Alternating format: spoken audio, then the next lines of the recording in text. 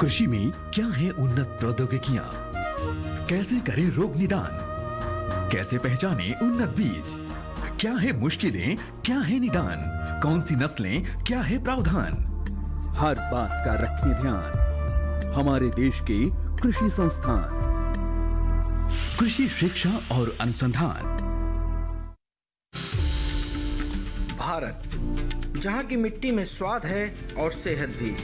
जितना हम इससे दूर हुए उतना ही स्वाद गया और सेहत भी गई। आइए एक बार फिर उसी स्वाद और सेहत के राज को जानते हैं। आइए एक बार फिर इंडिया को जानते हैं। जुड़िए हमारे साथ स्वाद, सेहत और इंडिया में रविवार सुबह 9:30 बजे सिर्फ डीडी किसान पर। भारत यानी विविधताओं का देश, अनेक भाषाओं का देश, जहाँ जन्मे अनंत रचनाकार महान हुए। विश्व को गुरुदेव का ज्ञान मिला और न जाने कितने रसखान हुए। किसी ने वतन से मोहब्बत की, किसी ने दास्ताने इश्क और प्यार लिखा, किसी का तखल्लुस गालिब हुआ तो किसी ने खुद को गुलजार लिखा। किसी ने मुल्क में राहतें बांटी तो कोई हरबंस सा एहसास हुआ। किसी ने देश में हंसी बिखराई तो कोई महाकवि कालिदास हुआ। मिलेगी हर हुनर को पहचान, लेकिन नहीं है आसान। आ रहे हैं आपके हुनर को परखने साहित्य के महापंडित पद्मश्री अशोक चक्रधर जी और 4000 से भी ज्यादा गीतों को अपनी कलम की स्याही से रंगने वाले गिनीज वर्ल्ड रिकॉर्ड से सम्मानित महान गीतकार समीर अंजान जी। तैयारी शुरू करिए अभी। हम ढूंढ रहे हैं 100 करोड़ का कवि। 3 जनवरी से हर रविवार रात 9 बजे डीडी किसान पर। हिम्मत, मेहनत, लगन, आर्थिक रूप से आत्मनिर्भर और सशक्तिकरण की नई परिभाषा, स्वरोजगार का नया दौर, महिलाओं के जीवन की नई भोर, महिला स्वावलंबन, एक कदम विकास की ओर। हर गुरुवार शाम 4:30 बजे डीडी किसान पर। कृषि की उन्नत तरीकों की खोज, लाभकारी कृषि तकनीक से जुड़े शोध, लागत से दोगुना लाभ पा रहे किसानों की सलाह, युवा किसानों की भागीदारी से बदलते नए भारत की तस्वीर। देखें डीडी किसान पर ग्रामीण शोधशालाएं। 21 अगस्त से हर शुक्रवार सुबह 7:30 बजे। इस धरा की माटी पर लिखनी एक नई कहानी है। जैविक खेती के बल पर लानी सुबह सुहानी। खेती किसानी से जुड़ी रोचक जानकारियों से भरा कार्यक्रम धरती का अमृत जैविक खेती देखना न भूलें। प्रत्येक मंगलवार दोपहर 4:30 बजे डीडी किसान चैनल पर। आपकी जीवन शैली और जीने के अंदाज को टटोलता कार्यक्रम, जहां हर दर्द के हमदर्द होते हैं हम और पूछते हैं आपसे, कैसे हैं आप? कैसे हैं आप? कैसे हैं आप? जीवन को एक नए अंदाज से जोड़ता एक ज्ञानवर्धक कार्यक्रम, कैसे हैं आप? रविवार सुबह 10:05 पर। उपज के भाव ताव, आवक का हाल चाल, आयात निर्यात पर पैनी नजर, जानकारों की सटीक सलाह, सिर्फ मंडी खबर में सोमवार से शनिवार सुबह 8:05 पर।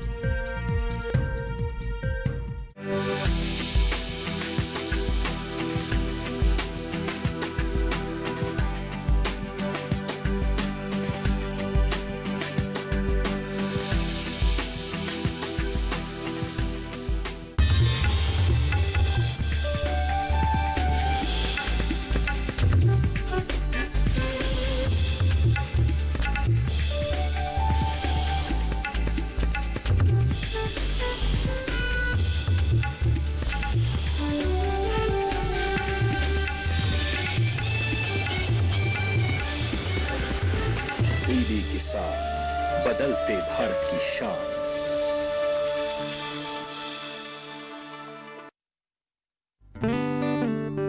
बढ़ो बढ़ो बढ़ो मेरे संग, बढ़ो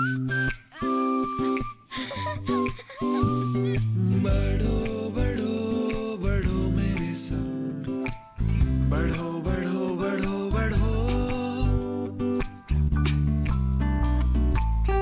कुछ इसी तरह बच्चों के साथ साथ बढ़ते हैं LIC के चिल्ड्रंस प्लान्स, जो दे आकर्षक भुगतान बच्चों की हर बढ़ती अवस्था में। बढ़ो बढ़ो बढ़ो मेरे संग।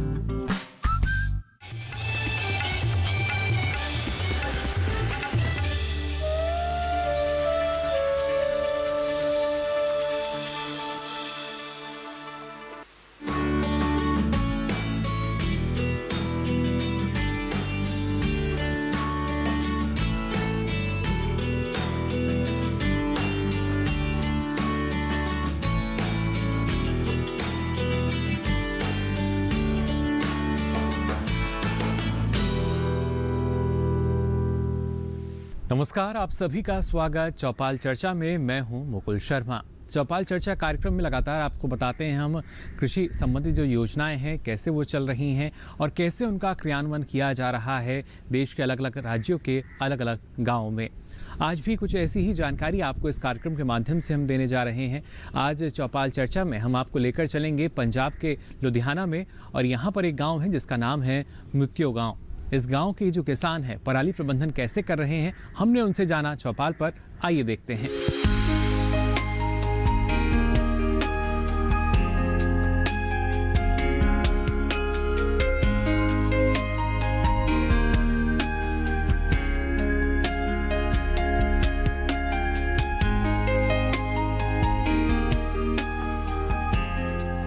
सबसे पहले मैं डीडी किसान की टीम का कृषि विज्ञान केंद्र लुधियाना की तरफ से इस लुधियाना ज़िले के मुत्यों गांव में स्वागत करता हूं।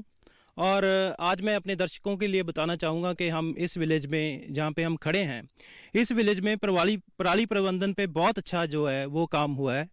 और पिछले साल जहां पे इस गांव में सिर्फ 7 एकड़ जो एरिया था वो हैप्पी सीडर तकनीक के अंडर था, और इस साल वो एरिया बढ़ के जो है 250 एकड़ तक चला गया है। और उसका जो सिरा है वो इस गांव के किसानों को जाता है। और बहुत सारे किसान जो हैं इस गांव के वो हमारे साथ खड़े हुए हैं। ये जो किसान हैं आज ये अपना तजर्बा जो है वो हमारे साथ साझा करना चाहते हैं, क्योंकि मैं थोड़ा सा इसमें यह भी बताना चाहूँगा कि कृषि विज्ञान केंद्र जो लुधियाना हमारा है, हमने 2005 से ही पराली पे जो है काम करना शुरू किया था। और उस समय एक हैप्पी सीडर तकनीक थी जिसके साथ हम जो है पराली को खेतों में ही रख के उस पर जो है जो हमारी ये कणक है इसकी हम जो है बिजाई करते थे। इसको देखने के बाद कुछ किसानों ने खुद भी अपने खेतों में ये काम शुरू किया, और कुछ किसान जो थे इसी गाँव के हमारे साथ पास जो है प्रशिक्षण लेने भी आए, और उन्होंने उस प्रशिक्षण के बाद खुद अपना कस्टम हायरिंग सेंटर भी खोला। और उसमें ही हमारे साथ एक हैं सरदार स्वरणजीत सिंह जी कोलाल, जिन्होंने अपनी एक हैप्पी सीडर मशीन खरीद के इसी गांव में 100 एकड़ के करीब जो है हैप्पी सीडर की जो है बिजाई की है। सो सबसे पहले तो हम उन्हीं से बात करते हैं। सो सरदार स्वरणजीत जी, सो पहले तो आपका बहुत बहुत स्वागत है जी इस प्रोग्राम में।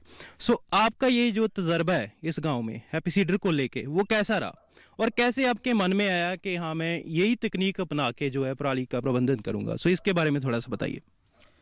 ये 2006-07 तो मैं कृषि विज्ञान केंद्र समराला जो इन्हां दे रिसर्च प्रोजैक्ट ਦੇ ਅਧੀਨ ਸੀਗਾ हैप्पी सीडर, ਉੱਥੇ ਦੇਖਦਾ ਸੀ ਜਾ ਕੇ। ਜਦੋਂ ਇਹਨਾਂ ਦੀ ਬਿਜਾਈ ਹੋਈ, ਬਿਜਾਈ ਤੋਂ ਲੈ ਕੇ ਕਣਕ ਕਟਾਈ ਤੱਕ ਮੈਨੂੰ ਬਹੁਤ ਵਧੀਆ ਤਕਨੀਕ ਲੱਗੀ। ਫਿਰ ਮੈਂ ਪਿਛਲੇ 5-6 ਸਾਲ ਤੋਂ ਆਪਦੇ ਖੇਤਾਂ ਦੇ ਵਿੱਚ ਵੀ हैप्पी सीडर ਨਾਲ ਹੀ PAU ਦੀ ਸਹਾਇਤਾ ਨਾਲ ਉੱਥੋਂ ਮਸ਼ੀਨ ਲਿਆਉਣੀ, ਕਦੇ KVK ਸਮਰਾਲਾ ਤੋਂ ਲੈ ਕੇ ਬਿਜਾਈ ਕਰਨੀ। ਜੋ ਮੈਂ ਆਪਦੇ ਖੇਤਾਂ 'ਚ ਪਹਿਲਾਂ ਤਜਰਬਾ ਕੀਤਾ, ਕਣਕ ਦਾ ਝਾੜ ਤਾਂ ਜ਼ਿਆਦਾ ਨਿਕਲਿਆ, ਤੂੜੀ ਵੀ ਜ਼ਿਆਦਾ ਨਿਕਲੀ। ਤੇ ਉਸ ਤੋਂ ਬਾਅਦ ਪਹਿਲਾਂ ਥੋੜੀ 'ਚ ਫਿਰ ਮੈਂ ਸਾਰੀ ਬਿਜਾਈ ਆਪਣੀ ਟੋਟਲ ਜਿੰਨੀ 14-15 ਏਕੜ ਹੁੰਦੀ ਸੀ हैप्पी सीडर ਨਾਲ ਕਰਨ ਲੱਗਿਆ। ਤੇ ਫਿਰ ਪਿਛਲੇ ਸਾਲ ਮੈਂ ਆਪਣੀ ਮਸ਼ੀਨ ਖਰੀਦੀ ਤੇ ਆਪਣੇ ਪਿੰਡ ਦੇ ਵਿੱਚ, ਔਰ ਇਸ ਪਿੰਡ ਦੇ ਵਿੱਚ ਮੈਂ ਤਕਰੀਬਨ 4.5 ਏਕੜ ਇੱਕ ਕਿਸਾਨ ਦੇ ਸੀ, 1.5 ਏਕੜ ਇੱਕ ਕਿਸਾਨ ਦਾ ਸੀ ਪਿਛਲੇ ਸਾਲ ਉਹ ਬਿਜਾਈ ਕੀਤੀ। ਤੇ ਉਸ ਬਿਜਾਈ ਤੋਂ ਪ੍ਰਭਾਵਿਤ ਹੋ ਕੇ ਇਹ ਕਿਸਾਨ ਵੀਰਾਂ ਨੇ ਤੇ ਇੱਥੇ ਬਿਲਕੁਲ ਪਰਾਲੀ ਨੂੰ ਅੱਗ ਨਹੀਂ ਲਗਾਈ ਗਈ।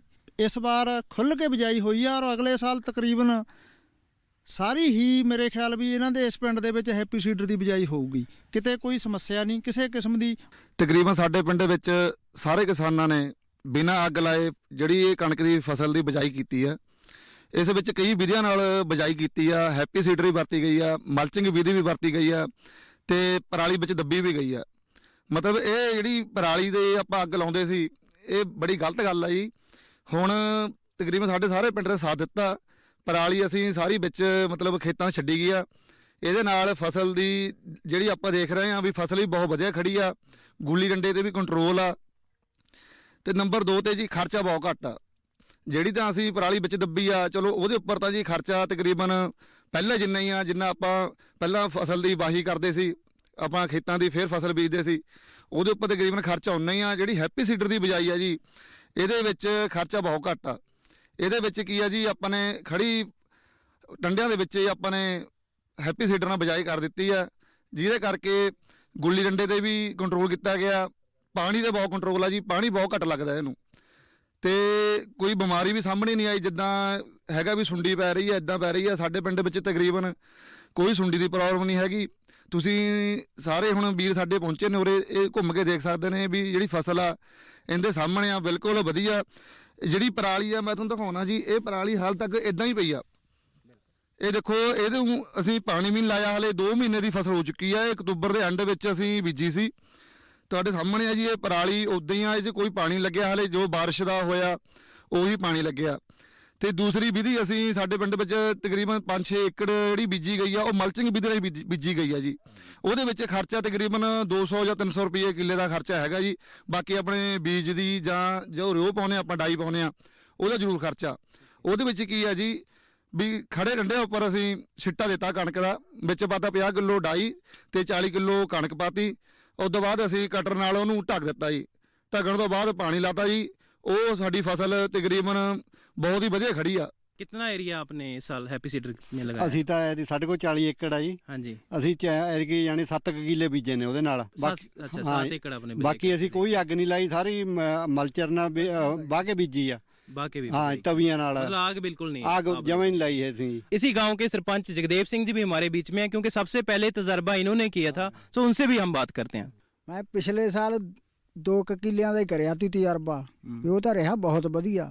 ਹੁਣ ਕਰਿਆ ਸਾਰਾ ਪਿੰਡ ਨੇ ਹੀ ਕਰਿਆ, ਚਲੋ ਅੱਗ ਕਿਸੇ ਨੇ ਨਹੀਂ ਲਾਈ। ਹੁਣ ਤਜਰਬਾ ਦਾ ਰਿਜ਼ਲਟ ਨਿਕਲੂਗਾ ਜੀ ਅਟ ਕੇ ਮਾਰਚ ਅਪ੍ਰੈਲ ਚ ਜਾ ਕੇ। ਹਾਂ ਜਾਨੀ ਹੋਇਆ ਵਧੀਆ। अभी देखने में अच्छा लग रहा है। अच्छा अच्छा अच्छा अच्छा अच्छा बहुत अच्छा लगूगा और बढ़िया भी होगा, अच्छा भी रहेगा तजर्बा। सो जो हमारे देखने वाले किसान हैं, सो सभी हमने किसानों से लगभग बात कर ली, और आपको ये देख के पता चला होगा कि इस गांव में जब इस तकनीक को इतना अपनाया गया और अभी तक किसी भी किसान ने इस तकनीक को लेके कोई मुश्किल की बात नहीं की है कि इसमें क्या मुश्किल हो सकती है, और सभी ने इसकी सराहना ही की है। तो मेरे ख्याल में ये एक ऐसी तकनीक हो सकती है हमारे किसान भाइयों के लिए, जिसमें एक तो यही है कि समय की बचत है, पैसे की बचत है, और बड़ी जल्दी इसकी बिजाई की जा सकती है। और जैसे किसान बता रहे हैं कि पानी की भी इसमें जो है बचत हो सकती है। नदीन का बहुत अच्छा कंट्रोल हम खुद भी देख रहे हैं इस जो खेतों में जो है। तो अगर इतनी बचतें हैं तो मुझे लगता है कि जो तकनीक ऐसी होती है जब वो किसी किसान के पास पहुंचती है तो उसके अपने आप जो है पंख लग जाते हैं और उसका एरिया जो बढ़ जाता है। सो 7 एकड़ से अगर 250 एकड़ इस गांव में हुआ है तो वाकई इस तकनीक में कुछ ना कुछ होगा जो इन किसानों ने इस तकनीक को अपनाया। और इसी के साथ ही चौपाल चर्चा में यहाँ वक्त हो चला एक छोटे से ब्रेक का। आप बने रहिए दूरदर्शन किसान पर।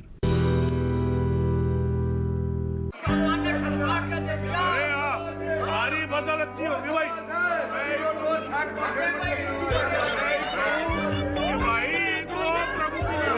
और अब एक जरूरी सूचना, देश के कुछ राज्यों में किसानों द्वारा बड़े पैमाने पर पराली जलाने से आसमान में धुंध छा गई है। लाखों लोगों को सांस लेने में तकलीफ हो रही है।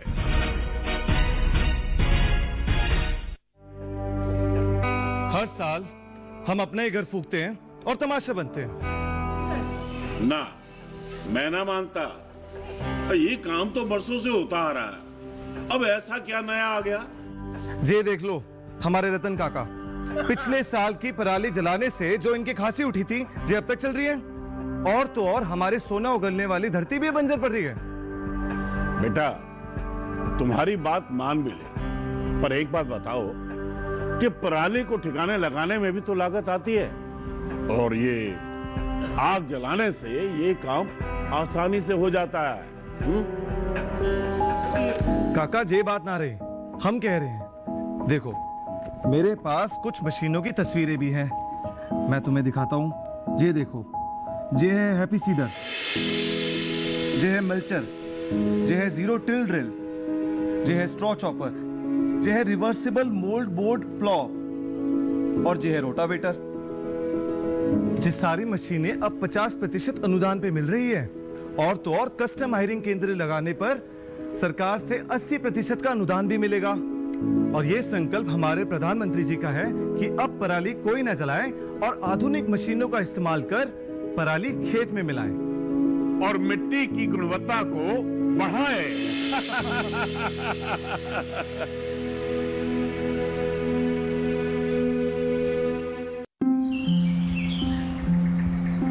अरे अरे अरे क्या कर रहा है? इधर इधर इधर, हम बोल रहे हैं तेरे बीजू का। पुतला बोल रहा है? हाँ, पक्षियों से तो हम खेत को बचा लेते हैं, पर इन घातक रसायनों से कैसे बचाएं? मतलब? देख बेटा, तू जो ये अंधाधुंध रसायन मिलाता है ना, मिट्टी की सेहत बिगड़ने लगी है, और जब माटी ही कमजोर पड़ जाएगी तो उपज कैसे सेहतमंद होगी? हाँ? अरे पहले ऐसा नहीं था, पूछना अपने बड़े बुजुर्गों से, कैसे फसल लहलहाती थी, शुद्धता झलकती थी। हाँ, माटी भी तंदुरुस्त और लोग भी। पहली वाली बात कहाँ? पर अब तो सभी डाले हैं। सब नहीं, आज भी लाखों जागरूक किसान परंपरागत विधि से फसल उगा रहे हैं, खर्चा कम और उपज की कीमत भी बेहतर पा रहे हैं। ठीक है भाई, मैं भी आज से जैविक खेती शुरू करूंगा।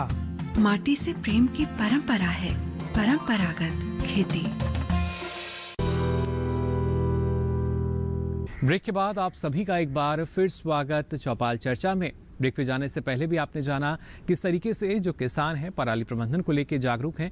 अब चलिए रुक करते हैं पंजाब के लुधियाना के ही जटाना गांव का। यहाँ के किसान भी जानकारी दे रहे हैं, यानी अपने अनुभव साझा कर रहे हैं चौपाल पर, कैसे उन्होंने पराली प्रबंधन को अपनाया और क्या लाभ उनको मिला है। किसान दोस्तों, हम मुत्यों विलेज से चलकर अब लुधियाना ज़िले के जटाना गाँव में पहुँचे हैं, और यहाँ पे भी मैं बात करनी चाहूँगा कि पराली प्रबंधन पे बहुत बड़ा जो है काम हुआ है। यहाँ के सभी किसानों ने इस गांव के पराली प्रबंधन की तकनीकों को अपनाया है, और इस गांव में पिछले 2 साल से बिल्कुल भी यहाँ पे पराली को जलाया नहीं गया है। और तभी ये जो प्रोग्राम है इस विलेज में हमने आज उन किसानों को बुलाया जिनका पिछले 2 साल का तजर्बा है। सबसे ज़्यादा मैं बताना चाहूँगा कि 60% इसी गांव का जो 60% एरिया है वो हैप्पी सीडर तकनीक के अंदर भी आया है। पिछले साल भी इतना ही एरिया था और इस साल भी इतना ही है। वो कैसा लास्ट जो 2 साल हैं कैसा तजर्बा रहा किसानों का, उसके बारे में हम आज जो है बातचीत किसानों से करेंगे। ਅਸੀਂ ਜਿਹੜੀ ਇਹ ਤਕਨੀਕ ਅਪਣਾਈ ਹੈ ਹੈਪੀ ਸੀਡਰ ਦੀ ਔਰ ਪਰਾਲੀ ਨੂੰ ਬਿਨਾਂ ਜਲਾਉਣ ਤੋਂ ਕਣਕ ਦੀ ਫਸਲ ਬੀਜਣ ਦੀ, ਇਹ ਪਿਛਲੇ 2 ਸਾਲ ਤੋਂ ਅਪਣਾ ਰਹੇ ਹਾਂ ਜੀ। ਸਾਡਾ ਪਹਿਲਾ ਪਿੰਡ ਆ ਪੰਜਾਬ ਦੇ ਵਿੱਚੋਂ ਜਿੱਥੇ 14 ਹੈਪੀ ਸੀਡਰ ਇੰਡੀਵਿਜੂਅਲ ਕਿਸਾਨਾਂ ਵੱਲੋਂ ਆਪਣੇ ਤੌਰ ਤੇ ਖਰੀਦੇ ਗਏ, ਜਿਨ੍ਹਾਂ ਨੂੰ ਸਾਰਿਆਂ ਦੀ ਸਬਸਿਡੀ ਕਿਸਾਨਾਂ ਨੂੰ ਮਿਲ ਚੁੱਕੀ ਆ। ਉਸ ਤੋਂ ਬਿਨਾਂ ਕੋਆਪਰੇਟਿਵ ਸੁਸਾਇਟੀ ਦੇ ਵਿੱਚ ਵੀ ਇੱਕ ਹੈਪੀ ਸੀਡਰ ਕਿਸਾਨਾਂ ਦੀ ਮਦਦ ਲਈ ਲਿਆਂਦਾ ਗਿਆ, ਤੇ ਸਾਡੇ ਪਿੰਡ ਦੇ ਵਿੱਚ ਕਿਸੇ ਵੀ ਕਿਸਾਨ ਨੇ ਅੱਗ ਲਾ ਕੇ ਕਣਕ ਨਹੀਂ ਬੀਜੀ, ਪਰਾਲੀ ਕਿਸੇ ਨੇ ਨਹੀਂ ਜਲਾਈ ਹੈਗੀ। ਤੇ ਉਸ ਤੋਂ ਬਾਅਦ ਦੂਜੀ ਗੱਲ ਇਹ, ਅਸੀਂ ਸਾਡੇ ਪਿੰਡ ਦਾ ਜਿਹੜਾ ਰਕਬਾ ਬਹੁਤ ਥੋੜਾ ਰਕਬਾ ਕਿਸਾਨਾਂ ਦੇ ਕੋਲ, ਮਿਹਨਤੀ ਕਿਸਾਨ ਨੇ ਔਰ ਜ਼ਿਆਦਾਤਰ ਕਿਸਾਨ ਠੇਕੇ ਤੇ ਜ਼ਮੀਨ ਲੈ ਕੇ ਖੇਤੀ ਕਰਦੇ ਨੇ। ਉਹਦੇ ਕਰਕੇ ਇੱਕ ਆਦਤ ਬਣੀ ਹੋਈ ਨਵੀਆਂ ਤੇ ਨਵੀਆਂ ਤਕਨੀਕਾਂ ਨੂੰ ਅਪਣਾਉਣ ਦੀ। ਅਸੀਂ ਹੈਪੀ ਸੀਡਰ ਦਾ ਤਜਰਬਾ ਕੀਤਾ ਪਿਛਲੇ ਤੋਂ ਪਿਛਲੇ ਸਾਲ, ਸਾਡੇ ਲਈ ਕਾਮਯਾਬ ਹੋਇਆ। ਸਾਨੂੰ ਦੇਖ ਕੇ ਅੱਗੇ ਕਿਸਾਨਾਂ ਨੇ ਇਹਨੂੰ ਅੱਗੇ ਵਧਾਇਆ, ਤੇ ਹੁਣ ਇਸ ਵਾਰ ਵੀ ਇੱਕ ਨਵੀਂ ਸੁਪਰ ਸੀਡਰ ਮਸ਼ੀਨ ਆਈ ਸੀਗੀ, ਉਹਨੂੰ ਵੀ ਅਪਣਾ ਕੇ ਦੇਖਿਆ ਸੀ। ਤੇ ਉਹ ਤੋਂ ਬਿਨਾਂ ਜਿਹੜਾ ਪਹਿਲਾਂ ਤੇ ਇੱਕ ਆਪਣੇ ਰੋਟਾਵੇਟਰ ਚੱਲਦਾ, ਉਹਨੂੰ ਵੀ ਕਿਸਾਨ ਨੇ ਅਪਣਾਇਆ। ਪਰ ਸਾਰੀ ਗੱਲ ਨੂੰ ਅਸੀਂ ਡਿਸਕਸ ਕਰਨ ਤੋਂ ਬਾਅਦ ਇਸ ਗੱਲ ਤੇ ਪਹੁੰਚੇ ਹੋਏ ਹਾਂ ਕਿ ਖਰਚੇ ਪੱਖੋਂ ਜਿਹੜਾ ਸਭ ਤੋਂ ਸਸਤਾ ਤਰੀਕਾ ਕਿਸਾਨਾਂ ਲਈ ਹੈਪੀ ਸੀਡਰ ਮਸ਼ੀਨ ਹੈ, ਇੱਕ ਜਿਹਨਾਂ ਨੂੰ ਟਾਈਮ ਵੀ ਘੱਟ ਲੱਗਦਾ ਔਰ ਉਹਦੇ ਅੱਗੇ ਵੀ ਕਣਕ ਲਈ ਫਾਇਦੇ ਆ, ਤੇ ਉਹ ਕਿਸਾਨਾਂ ਨੂੰ ਸਾਰਿਆਂ ਨੂੰ ਪਤਾ ਵੀ ਆ। ਤੇ ਉਹਦੇ ਕਰਕੇ ਪਿਛਲੇ ਸਾਲ ਵੀ ਬੀਜਣ ਤੋਂ ਬਾਅਦ ਇਸ ਸਾਲ ਵੀ ਲੋਕਾਂ ਨੇ ਮੈਜੋਰਟੀ ਰਕਬੇ ਦੇ ਉੱਪਰ ਹੈਪੀ ਸੀਡਰ ਦੇ ਨਾਲ कणक बीजी है। आपने हैप्पी सीडर से कणक बीज रखी है? हाँ, हमने 2 साल से बीज रहा हूँ कणक में। अच्छा, और कितना एरिया आपने लगा रखा है?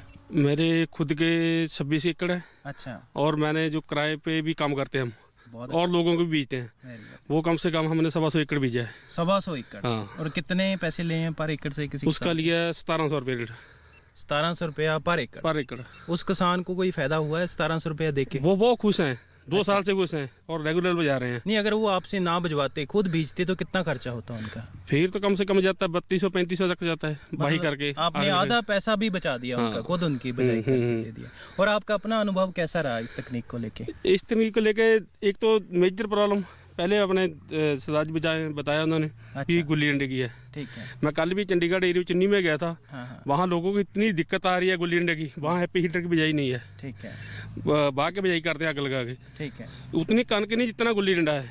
ठीक है। 3 बार उन्होंने स्प्रे कर दी है। अच्छा। अभी आप जिस खेत में खड़े हो आपको इसमें गुल्ली डंडा दिख रहा है? नहीं, बिल्कुल नहीं। फिर यही हमको फायदा है। गुल्ली डंडा भी बचता है, इसमें जो कॉस्टली हमारा खर्चा आता था वो भी कम हो गया, ट्रैक्टर का भी खर्चा कम हो गया। ठीक है। और कम से कम 6-7 एकड़ हम एक दिन में बीज देते हैं डेली।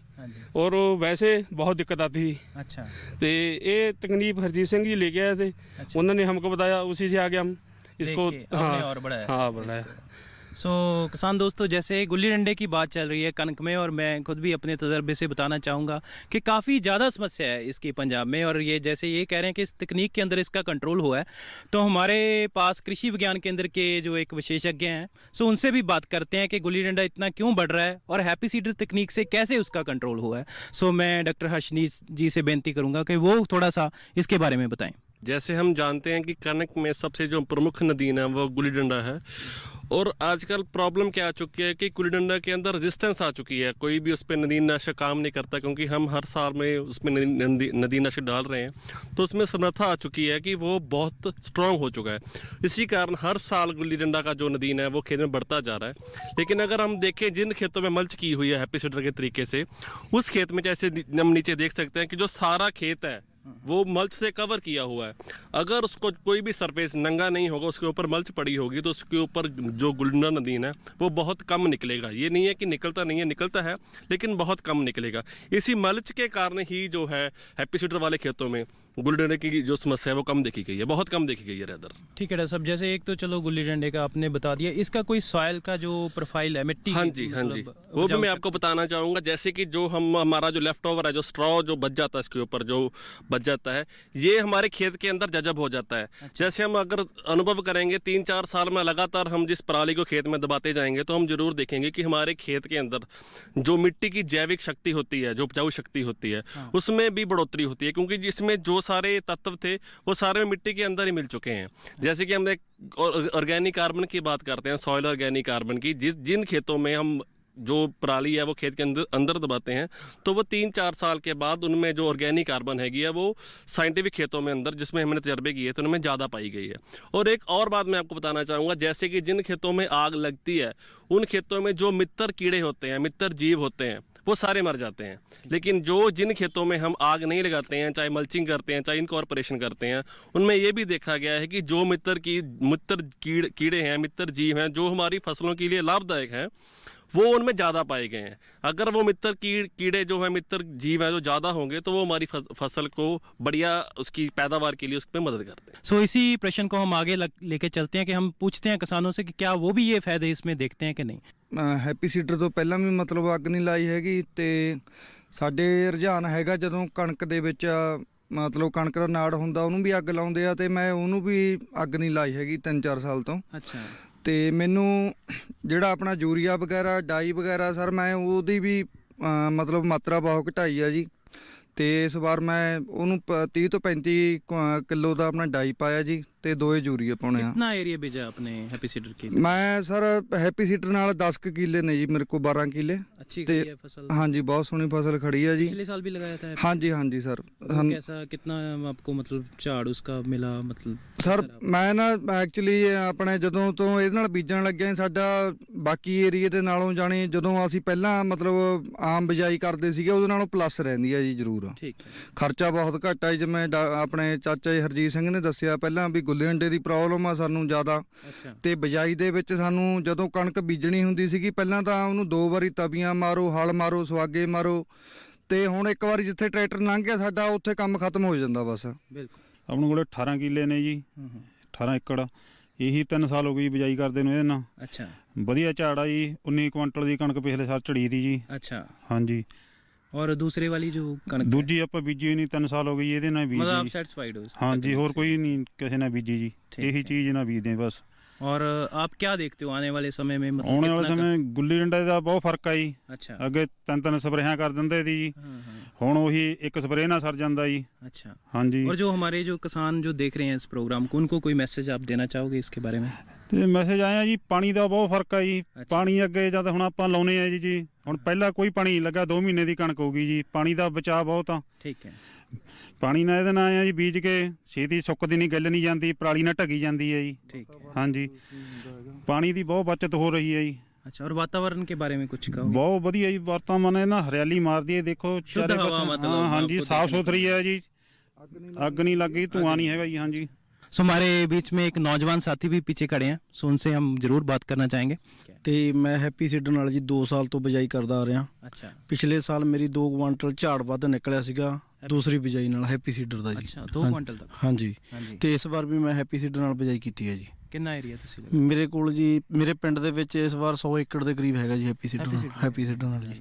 क्या फर्क देखा आपने, मतलब और इसके अलावा? ਫਰਕ ਜੀ ਖਰਚਾ ਬਹੁਤ ਘਟ ਜਾਂਦਾ ਜੀ। ठीक है। ਤੇ ਮੇਨ ਗੱਲ ਦੂਸਰਾ ਗੁੱਲੀ ਡੰਡੇ ਦੀ ਸਮੱਸਿਆ ਬਹੁਤ ਘਟ ਆਉਂਦੀ ਆ।